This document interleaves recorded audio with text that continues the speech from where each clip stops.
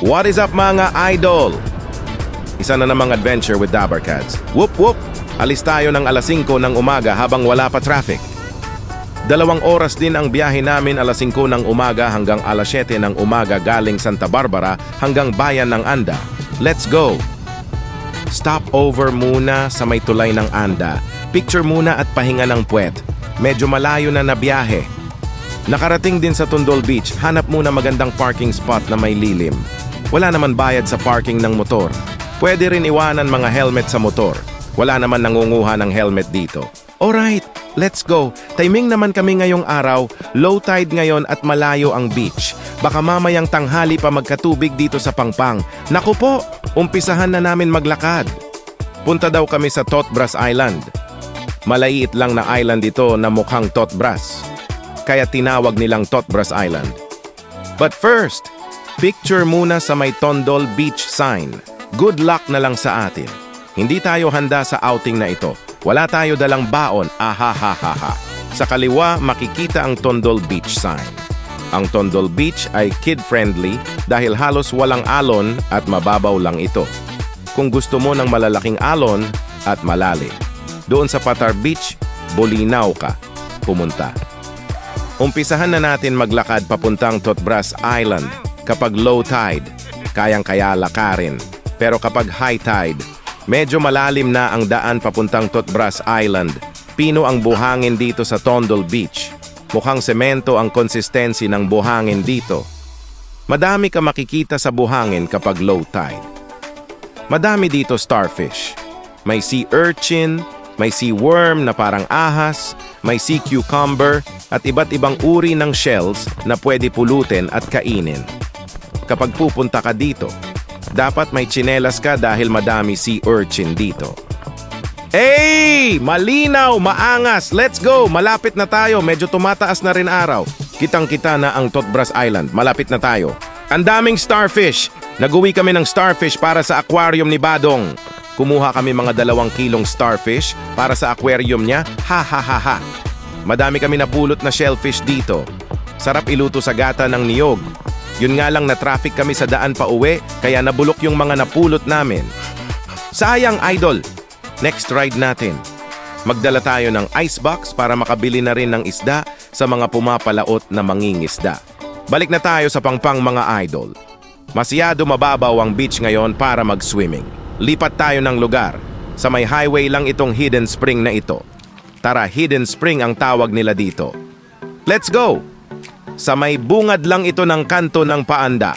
Kapag galing ka Bolinao, after ng pakaliwa ng Anda, diretso lang mga 400 to 500 meters lang na kanto sa kaliwa itong hidden spring na ito. Let's go! Wala namang bayad ang parking dito. Pili ka na lang ng may lilim dyan sa tabi-tabi. May bayad ang cottage dito. 300 pesos. Whole day na. Pero itong asa gitna na mesa. Libre lang ito. Unahan nga lang sa spot na ito. Ayos na naman, may puno sa gitna kaya no problem yan. May entrance fee pala dito mga idol. 20 pesos lang naman para sa nagma-maintain ng lugar na ito. 20 pesos per head. Libre din mga balsa nila. Bawal lang iuwi, hahaha, unlimited yung balsa nila kahit buong araw ka magbalsa sa gitna. Hindi ito ilog. Hidden spring, kaya medyo mabagal ang agos ng tubig. Di tulad ng Pakalat River na dati nating napuntahan. Under development pa ang lugar kaya wala pa tindahan. Kaya dapat may baon ka kapag pupunta dito. May ongoing construction pa sa bandang taas. Libre din ang tubig na pangbanlaw pagtapos mag-swimming. Kakaunti lang mga tao dito. Kaya maganda pumunta dito habang hindi pa crowded. Mga 8 feet to 10 feet naman lalim sa bandang gitna pero bawal mag-dive kasi may mga bato-bato sa ilalim. Delikado kapag nag-dive. Medyo papasok itong lugar na ito. Sa unahan meron din ganito na falls. Pero dito kami pumunta dahil libre lang dito dati nung kakaunti pa nakakaalam ng lugar na ito. Ngayon nade-develop na kaya kailangan din ng pagmamaintain ng lugar. Hindi namin nasilayan yung unahan na paliguan. Parang bagong gawa lang lugar na yon. May mas mababaw sa bandang itaas. Sakto para sa mga bata. Pero iba na may-ari doon, iba ang daan nila papasok. Swimming time na mga idol. Let's go! Di kinaya ng balsa. Tignan mo naman mga tiyan nila, ha ha ha ha ha. Unlimited gamit sa mga balsa nila. Unahan lang. Kasi iisa yung may shade. Kapag madami na nag-swimming, medyo lumalabo na yung tubig kasi mahina lang agos ng spring na ito. Pero nawawala rin lang naman. Kaya ayos ang linis ng tubig dito.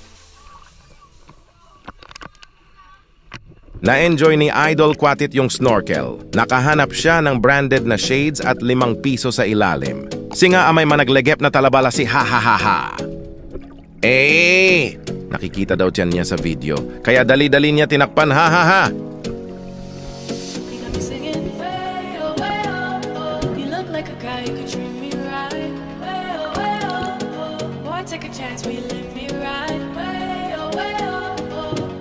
Best thing in your life.